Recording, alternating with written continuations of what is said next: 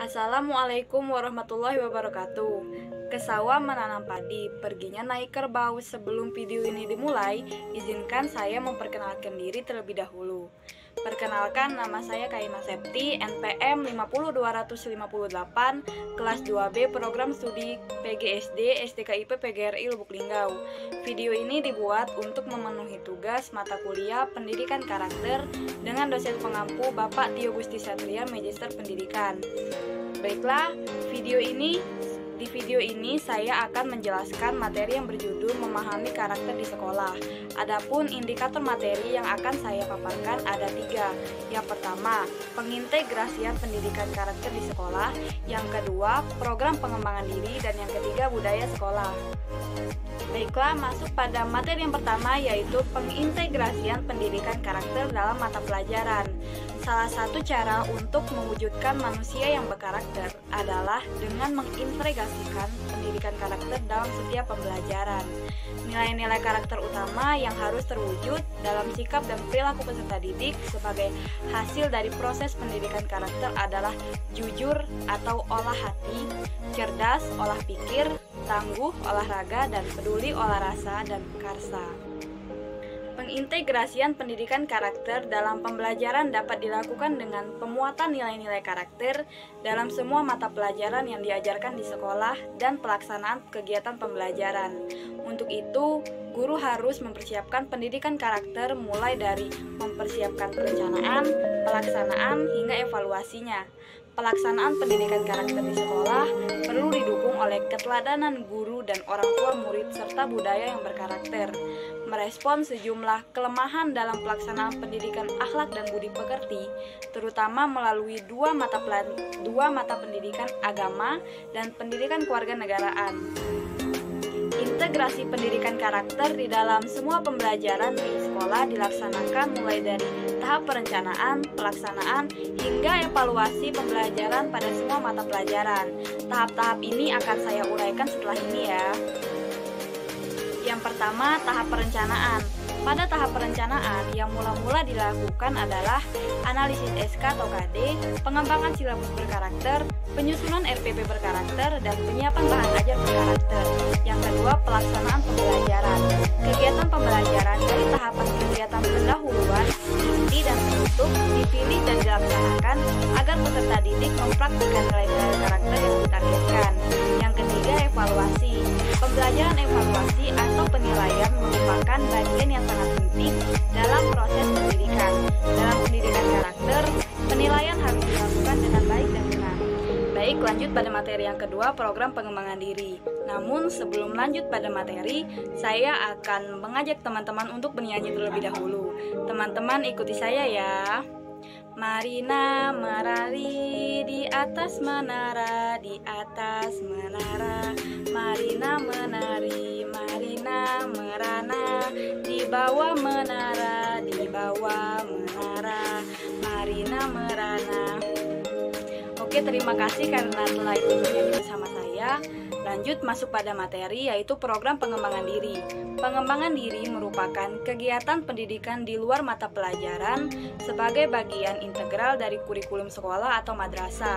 Kegiatan pengembangan diri merupakan upaya pembentukan watak dan kepribadian peserta didik yang dilakukan melalui kegiatan pelayanan konseling berkenan dengan masalah pribadi dan kehidupan sosial, kegiatan belajar dan pengembangan karir, serta kegiatan ekstrakurikuler. Kegiatan pengembangan diri berupa pelayanan konseling di tingkat sekolah dasar difasilitasi oleh guru kelas atau wali kelas yang bersangkutan. Sedangkan di tingkat sekolah menengah, kegiatan difasilitasi oleh konselor dan kegiatan ekstrakurikuler dapat dibina oleh konselor, guru atau tenaga pendidikan lain sesuai dengan kemampuan dan kewenangannya. Tujuan dari pengembangan diri. Kegiatan pengembangan diri mempunyai dua tujuan. Yang pertama, tujuan umum, kedua tujuan khusus. Tujuan umum, pengembangan diri bertujuan memberikan kesempatan kepada peserta didik untuk mengembangkan dan mengekspresikan diri sesuai dengan kebutuhan, potensi, bakat, minat, kondisi, dan perkembangan peserta didik dengan memperhatikan kondisi sekolah atau madrasah. Yang kedua, tujuan khusus. Pengembangan diri bertujuan menunjang pendidikan peserta didik dalam mengembangkan bakat, minat, kreativitas, potensi, dan kebiasaan dalam kehidupan, kemampuan kehidupan keagamaan, kemampuan sosial, kemampuan belajar, wawasan dan perencanaan, karir, kemampuan pemecahan masalah, dan kemandirian. Ruang lingkup pengembangan diri. Pengembangan diri meliputi kegiatan terprogram dan kegiatan tidak terprogram.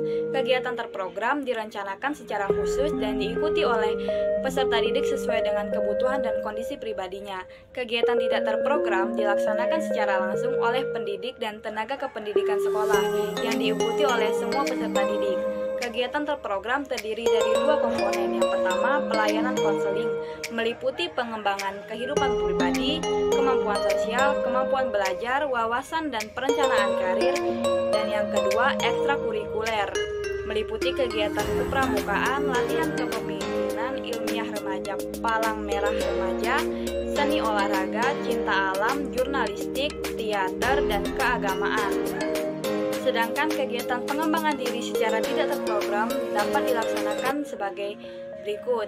Yang pertama, rutin, yaitu kegiatan yang dilakukan terjadwal seperti upacara bendera, senam, ibadah khusus, keagamaan bersama, keberaturan, pemeliharaan kebersihan dan kesehatan diri. Yang kedua, spontan, adalah kegiatan tidak terjadwal dalam kejadian khusus seperti pembentukan perilaku, memberi salam, membuang sampah pada tempatnya, antri, mengatasi silang pendapat, dan pertengkaran. Yang ketiga, keteladanan, dalam kegiatan dalam bentuk perilaku sehari-hari seperti berpakaian rapi, berbahasa yang baik, rajin membaca, memuji kebaikan atau keberhasilan orang lain, dan datang tepat waktu. Baik, lanjut pada materi yang ketiga, budaya sekolah.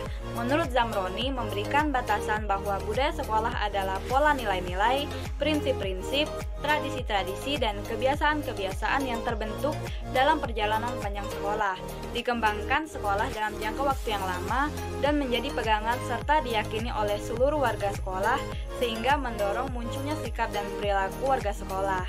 Warga sekolah menurut Undang-Undang Nomor 20 Tahun 2003 tentang Sistem Pendidikan Nasional terdiri dari peserta didik, pendidik, kepala sekolah, tenaga pendidik, serta komite sekolah. Salah satu subjek yang diambil dalam penelitian budaya sekolah ini yaitu peserta didik atau siswa. Budaya sekolah bersifat dinamik, milik seluruh warga sekolah, merupakan hasil perjalanan sekolah, serta merupakan produk dari interaksi berbagai kekuatan yang masuk ke sekolah. Unsur-unsur budaya sekolah. Menurut Ahyar, mengutip Sastra Pretija, mengelompokkan unsur-unsur budaya sekolah dalam dua kategori, yakni unsur yang kasat mata atau visual dan unsur yang tidak kasat mata. Unsur yang kasat mata atau visual terdiri dari visual verbal dan visual material.